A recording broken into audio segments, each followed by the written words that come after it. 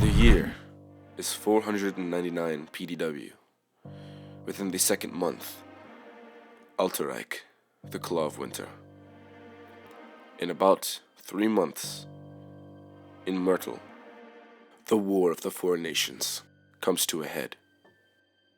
This takes place in the war room within Gaspard. The air in the war room is heavy with tension. The flickering light from a large, central hearth casts long shadows across the room.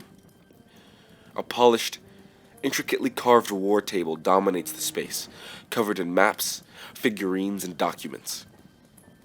King Valius Reed stands at the head of the table, his dark fur cloak draped over his shoulders, his wise eyes scanning the room.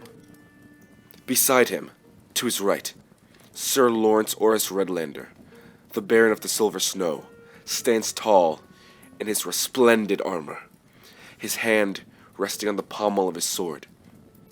Around them are a handful of council members, including the sharp-tongued General Drekan Oren, the pragmatic Treasurer Bryn Harrell, and the ever-skeptical Magistrate Silei Varen. The council begins with King Valius Reed. Calm but resolute, he begins. Ishkamel is not a land of fools. Their leaders value tradition and honor as much as we do. If we approach them with open hands instead of drawn swords, we may yet avoid bloodshed. This war has cost us more than lives. It has cost us stability, resources, and the trust of our people. General Drekan Oren responds, his gravelly voice and hardened tone. Your Majesty, I must disagree. Ishkamel is known for their cunning and treachery. A gesture of peace would be seen as weakness. If we show hesitation, they'll take advantage, and the next time we speak of them, it won't be in council. It'll be on the battlefield. Sir Lawrence Redlander, measured and deliberate, looking at the general before turning to Valius. The general has a point, Your Majesty. Ishkamel's reputation is complicated, but I also know that the strength of a kingdom is not only in its steel, but in its wisdom.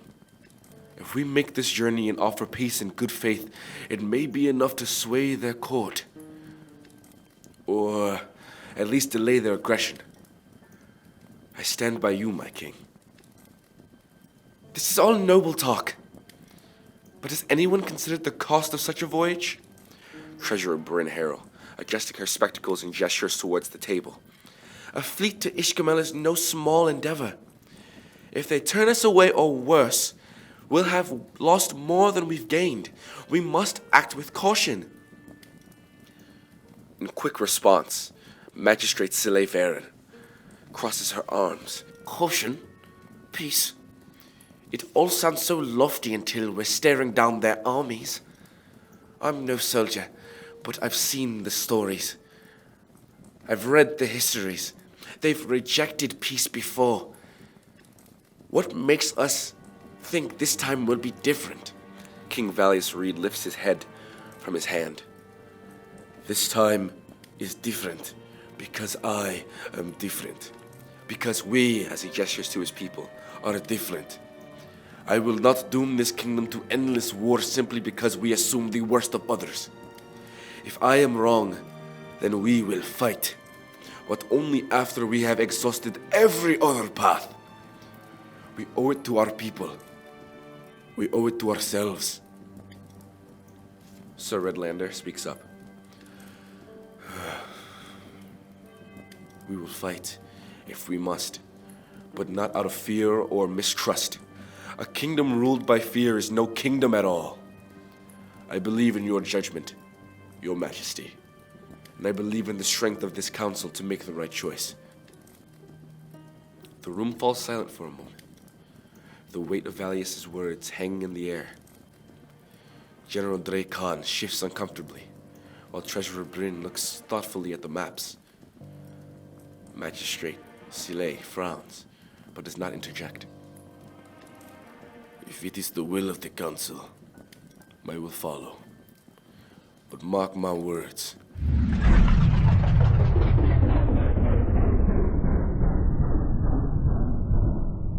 You know what they say. Everything before the word but is horseshit. Now, Dalen, I know you may be wondering who I am, but you're somewhat familiar. The figure that stands before you is a mage, seemingly. A long white beard, blue robes, similar to the one that you saw in your dream, but different. He continues, I suppose you've heard the name Wilhelm before. I'm here to carry the first span of your journey. You've been wandering around for about a few weeks now. Yes, Dalen, this is one side of the end of this war. And each and every bit of it is filled with some form of deceit, desperation, and bloodshed. Well, I'm not going to be holding your hand. There's only so far you can walk in this, whatever you wish to call this. I'm sure we will see each other again. I'll let you continue. If this peace talk fails, we must be ready to strike. If we can allocate resources wisely, I see no harm in attempting this rendezvous. Better to lose a little gold than many lives.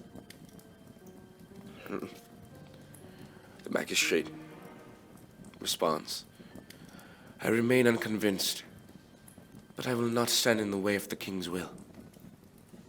Then it is settled. We will sail to Ishkamel to seek peace. Sir Lawrence, prepare the fleet. General Drake Khan, ensure our soldiers are ready, should the worst come to pass. Bryn, you will oversee the logistics and the funding. We embark on this journey together, and we will return stronger for it.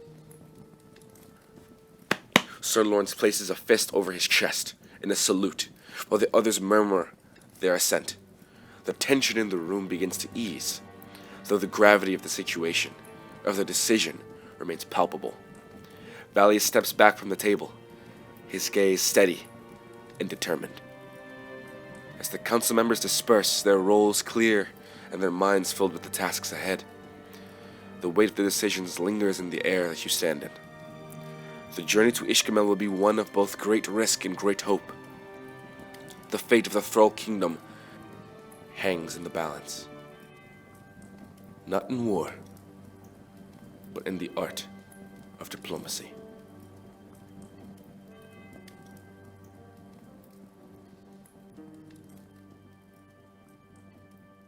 The year is 499 PDW. Within the third month, Chess, the Claw of the Sun sets. In about 2 months, in Myrtle, the War of the Four Nations comes to a head. This takes place inside of the Royal Castle Gardens, inside of the Gaspard Castle. A soft glow of twilight settles over the castle garden, where the scent of jasmine fills the air. King Valius Reed sits cross-legged on a blanket spread over the lush grass, his daughter, with mischievous eyes, tumbling into his lap. Nearby, Queen Consort Edora watches with a serene smile, her silver hair shimmering in the fading light.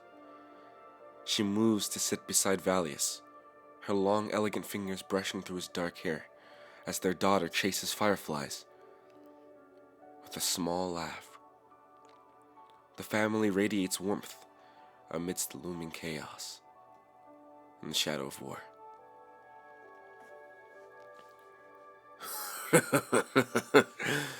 Valius reaches out and grabs his daughter, catching her as she was trying to get away. You've grown faster than I can keep up, my little star. Soon you'll be outrunning even your father. Never! You're the strongest in the kingdom, Papa.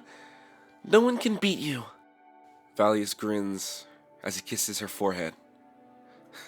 Not even your sharp wit, huh? That may be my undoing one day. Villania wriggles free, darting off to chase another firefly. Valius leans back, resting his head in Edora's lap, as she gently combs her fingers through his hair. She chuckles softly. Your hair is starting to get some of that white streak like mine. A mark of a wise king, perhaps? Valius smirks, looking up at her. Or a mark of sleepless nights in a kingdom at war. Perhaps Villania is to blame. Raising a whirlwind like her could age even the gods. Papa, I heard that. Oh, Villy, it's only because I love you more than my own life. Even if you do run me ragged sometimes. Villania giggles, picking up her toy horse and running to the chairs in the corner. I'm not ragged. I'm your princess. She adores you, you know. More than anyone else in this world. It's no wonder. There's no one quite like her father.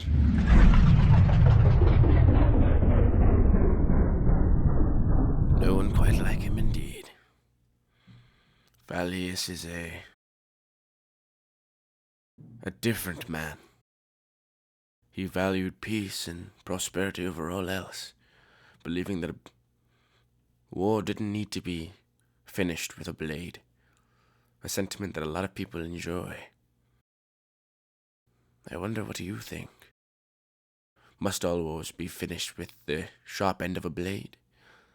And even if one believes that, it's nigh impossible for everyone to agree. So someone will always hold a blade. It matters if you choose to raise the blade back.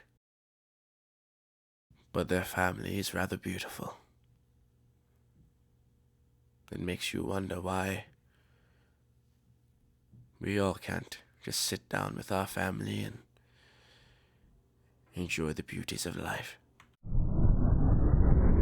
Time gives. Valius closes his eyes in her lap. And yet I sometimes feel as though I failed her, wishing for a son, Idora. An heir to carry the Reed name, to stand tall in the face of the burdens I could not shoulder alone. But he opens his eyes, looking up at her with a tender smile. I wouldn't trade her for anything. She has my heart, wholly and completely. I love her more than my own life, truly. And that is why you are a great father, Valius. She doesn't need to be a boy to carry on your legacy. She will be stronger than any son, not because of her name, but because of your love and guidance, our love and guidance. She will honor you in ways neither of us can yet imagine.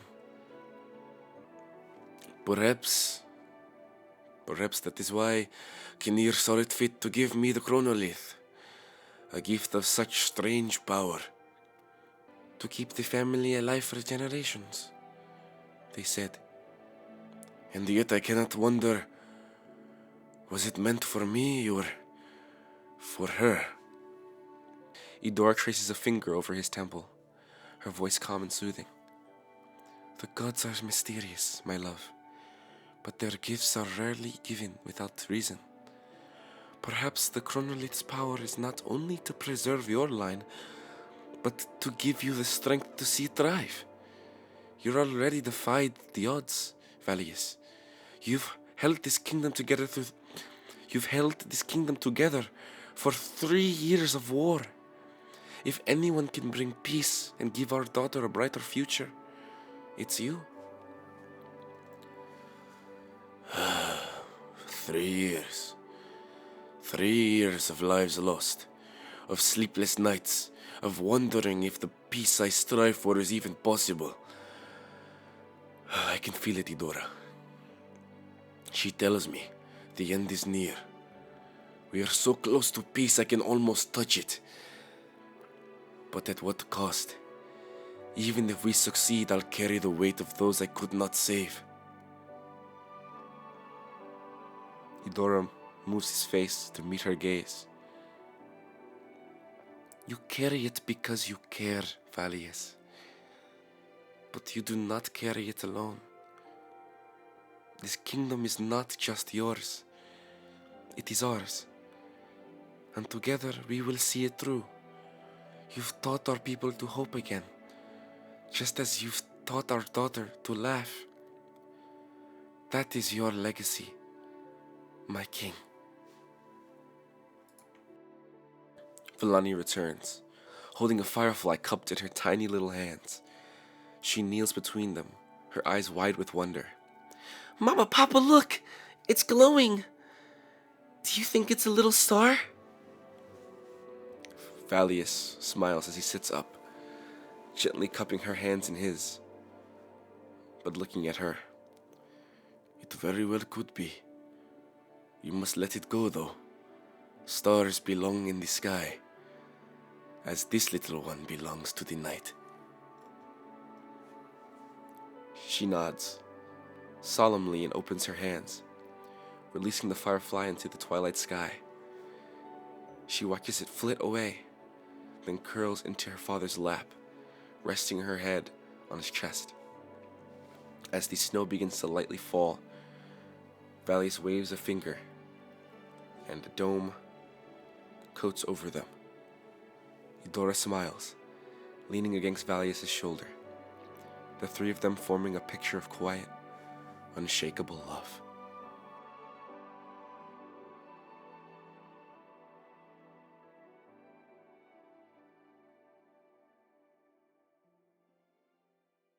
The year is 499 PDW. At the end of the third month, Cress. In about 2 months, in Myrtle, the War of the Four Nations comes to a head. This takes place throughout the entire kingdom of Thrall and the city of Gaspard. Fire. Fire erupts spontaneously throughout Gaspard. Explosions of flame, bright and red, erupt. The king quickly jumps from his bed. His wife and his daughter wake. Idora holds Villania. Valis, what is happening? What's going on? Stay here, protector. I'll go check. Valius rushes towards the door, running through the city. The castle bells toll in the dead of night, their desperate clang echoing across the Thrall kingdom. Flames consume the skyline, casting a hellish glow over the once great city. Screams of anguish pierce the air, mingling with the clash of steel and the guttural roars of enemy forces. Thrall, the kingdom of light and magic, now burns under the wrath of the fire god's fury. The magistrate, Sile, and General Drake Khan stand at the council table, their faces shadowed by the flickering torchlights around. Valius bursts into the chamber, his knightly robes scorched. Blood streaked across his face. Behind him is Lawrence Redlander. His armor's now battered, and his sword dripping with blood. He limps in. Magistrate! General! What madness is this? Why do I see our walls breached? Our people butchered? Explain yourself! Oh, my dear king. It is the dawn of a new Thrall, one built from ashes. General Drake Khan draws his blade. You always did trust too easily, Valius. Your love for peace blinded you to the rot within our own walls. Before Valius can react, Dracon raises his hand. A wave of fire magic erupts from a sigil on the floor. The flames on the torches blast towards the war table, setting it ablaze. Behind them, the treasurer, Bryn, attempts to flee, running away, not understanding what's happening. But Amelia is struck down by a flaming spear that is hurled from the palm of the general, piercing her midsection, immediately erupting into flames.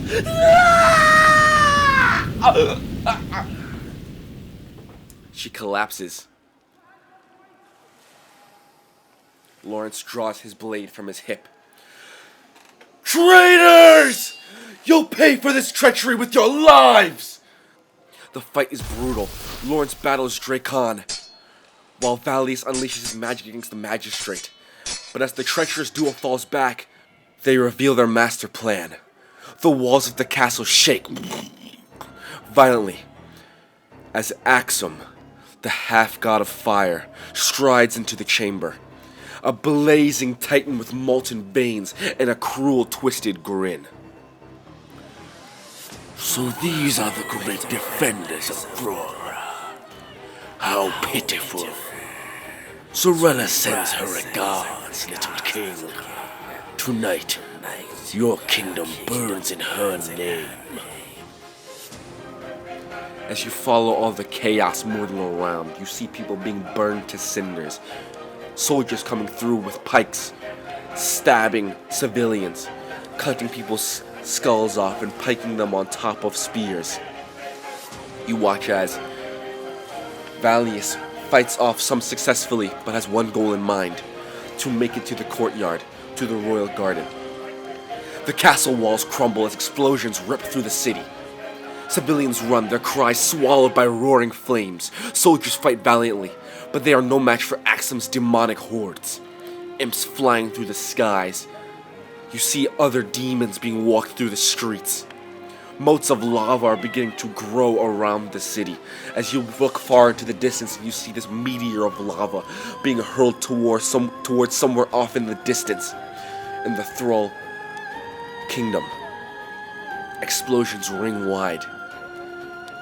Idora stands in the courtyard, cradling Valania, shielding her daughter from the falling debris.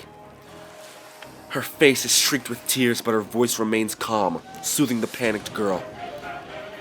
Idora whispers to Valania, "Stay with me, my little star. Stay close." A fiery blast strikes the courtyard, sending both of them sprawling. Idora crumbles and rolls as Valania collapses towards the far wall. Idora struggles to her feet quickly, instinctively, her vision blurred, her ears ringing. You watch as she sees Valius sprinting towards them, his hands glowing with magic. "Idora! Philly!" But as Valius reaches them, Axum descends. Landing with a thunderous crash, Idora pushes Valania into Valius' arm, just as Axum hurls a wave of fire that engulfs her in flames, just before Valius can shield her. Mama, no! Mama! Idora falls to her knees, her body consumed by flames, but in her last breath, her mouth smiles at her daughter. As she reaches her hand out to attempt to rush her finger through Valius' hair, her body collapses as it continues to burn, and the smell of rotting, burning flesh ascends into the air. Valius just stares at Idora's lifeless body, tears streaming down his face. "No, not you too." As Axum begins to walk and then summon another mote of fire, Valius unleashes a blast of time magic, and you watch as Axum begins to walk backward and then freezes in time as Valius scoops up Valania as Valania is kicking and screaming against the back of his shoulders as he rushes with her. As you rush around too, and you follow behind Valius, you watch as Lawrence crosses paths with Valius. Lawrence says that he will take care of the issues in the throne room. You head towards him as the weave of fate in that oh so familiar orange thread follows you or leads you into that room.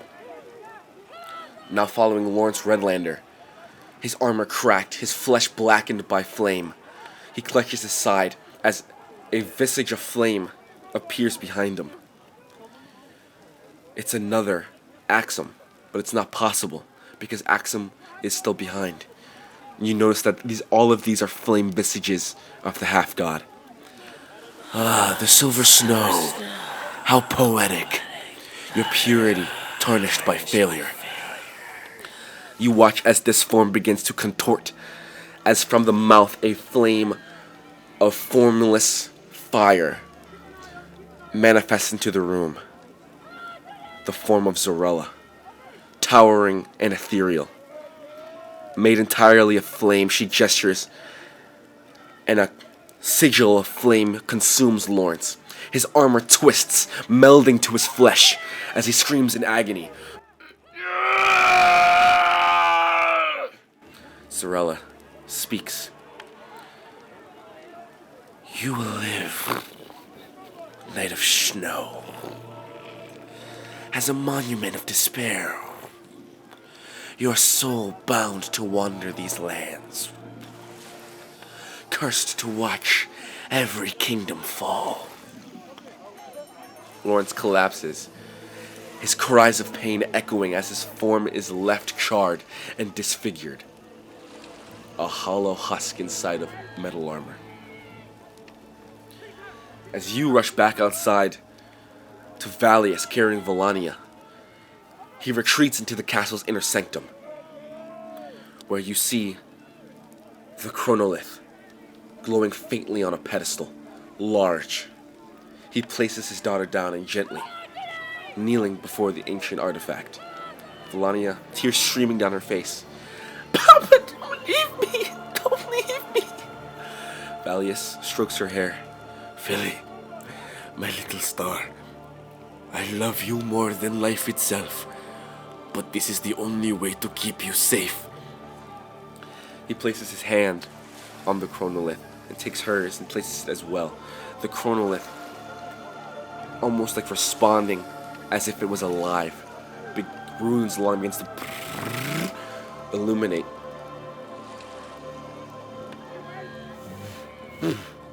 It begins to pulse as this power surges and begins to envelop Villani in this sphere of magic. No, Papa, please! Don't leave! Be strong, Billy. One day you'll understand. And when you do, remember that you are my light, my hope. Tears stream down Valius' face as the chronolith's magic wisps Villania away. The sanctum door bursts open, splintering. Axum strides in, his fiery blade manifested into his hand. A crown of red and blood sits on his head. Valius turns towards him. You've taken everything from me.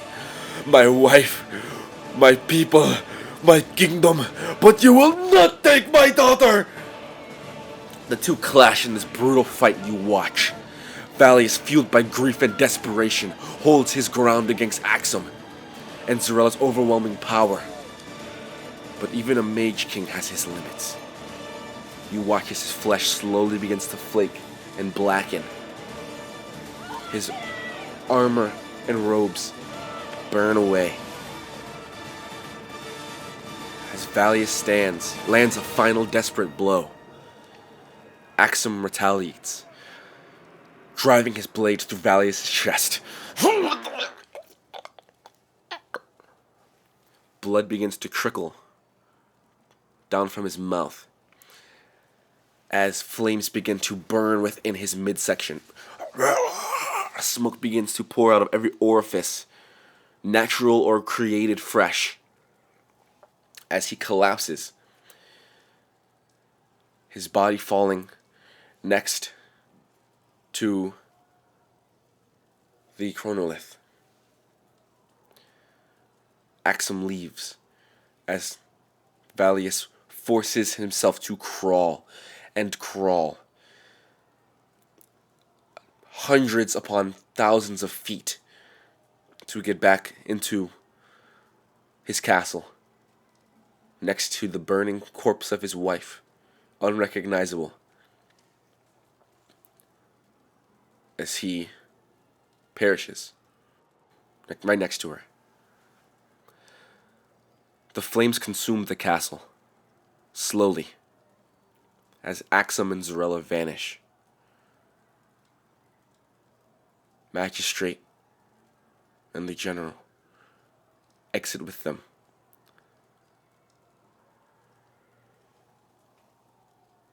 Axum says, Well, that's one taken care of.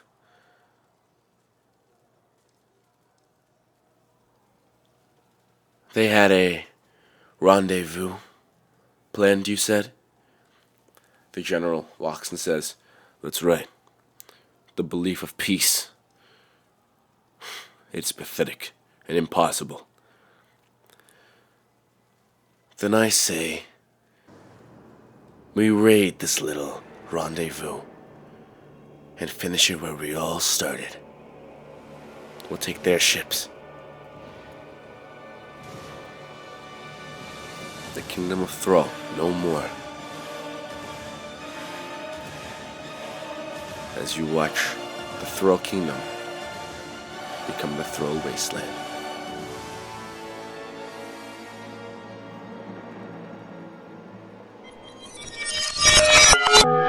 It's as she said, Dalen. Time takes, and time gives.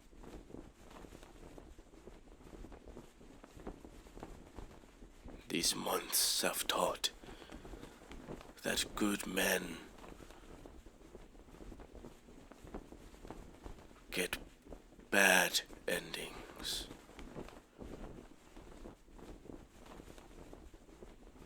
Let's look at it from a different perspective, shall we?